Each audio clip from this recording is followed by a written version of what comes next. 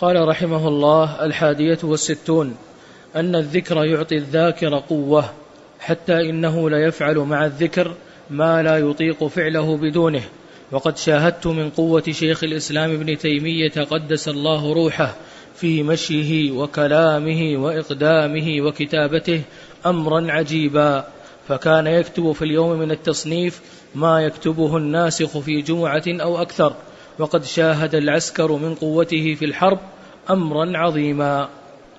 وقد علم النبي صلى الله عليه وسلم ابنته فاطمة وعليا رضي الله عنهما أن يسبحا كل ليلة إذا أخذا مضاجعهما 33، ويحمدا 33، ويكبرا 34، لما سألته الخادم وشكت إليه ما تقاسيه من الطحن والسعي والخدمة، فعلمها ذلك وقال: إنه خير لكما من خادم. فقيل: إن من داوم على ذلك وجد قوة في يومه ما يغنيه عن خادم. وسمعت شيخ الإسلام ابن تيمية رحمه الله تعالى يذكر أثرا في هذا الباب، وهو أن الملائكة لما أمروا بحمل العرش قالوا: يا ربنا كيف نحمل عرشك وعليه عظمتك وجلالك؟ فقال: قولوا لا حول ولا قوة إلا بالله العلي العظيم. فلما قالوها حملوه، حتى رأيت ابن أبي الدنيا قد ذكر هذا الأثر بعينه عن الليث بن سعد عن معاوية بن صالح قال: حدثنا مشيختنا أنه بلغهم أن أول ما خلق الله عز وجل حين كان عرشه على الماء حملة العرش. قالوا: ربنا لم خلقتنا؟ قال: خلقتكم لحمل عرشي.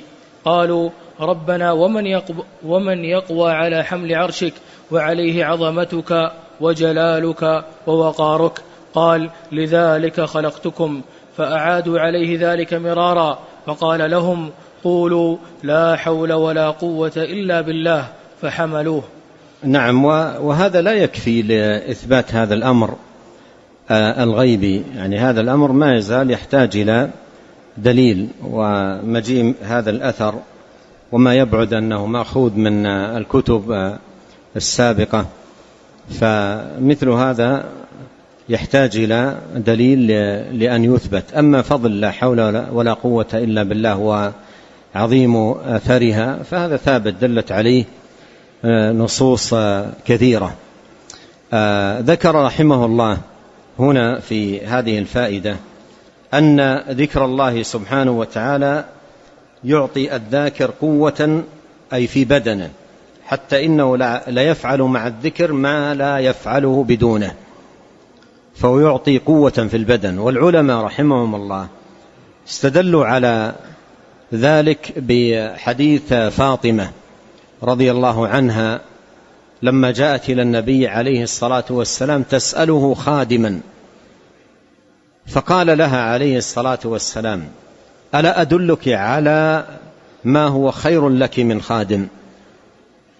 تسبحين إذا أويت إلى فراشك 33، وتحمدين 33، وتكبرين 33. أخذ العلماء رحمهم الله تعالى أن من هذا الحديث أن المواظبة عليه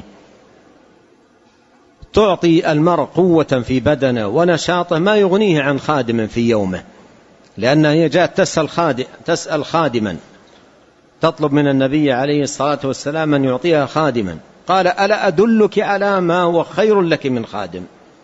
فأخذ العلماء من ذلك أن هذا الذكر والمواظبة عليه يعطي المرء قوة في بدنه يمارس بها أعماله ومصالحه في يومه ما يغنيه عن خادم. وهذا مستفاد من قول النبي عليه الصلاة والسلام لابنته فاطمة رضي الله عنها: ألا أدلك على ما هو خير لك من خادم؟ فأرشدها إلى هذا الذكر العظيم، وواظبت عليه وواظب عليه زوجها علي رضي الله عنه، حتى إنه قال رضي الله عنه في روايته لهذا الخبر: فما تركت ذلك منذ سمعته من رسول الله صلى الله عليه وسلم. قالوا له: ولا ليلة صفين؟ قال: ولا ليلة صفين.